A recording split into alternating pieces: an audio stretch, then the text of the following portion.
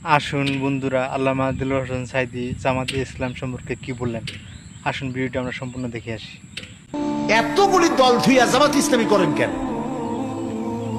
অনেক জবাব দিছি, এখন আর জবাব দিয়ে কুড়িতে পারি না, সেই জন্য লিখে নিয়ে আসছি আমি কেন জামাত ইসলামী করি। এটা হলো বই। এই বইয়ের মধ্যে আমি সব কথার জবাব দিয়েছি।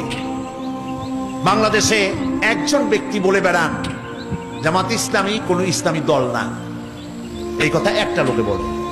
পৃথিবীতে আর কোন মায়ের সন্তান নয় এই রকমের বেয়াদবিপূর্ণ ধৃষ্টতাপূর্ণ কথা আর বলতে পারে একটা মানুষ নাই। মাওলানা মওদুদী রহমাতুল্লাহ আলাইহির লেখার সাথে দ্বিমত পোষণ কেউ করলে করতে পারে।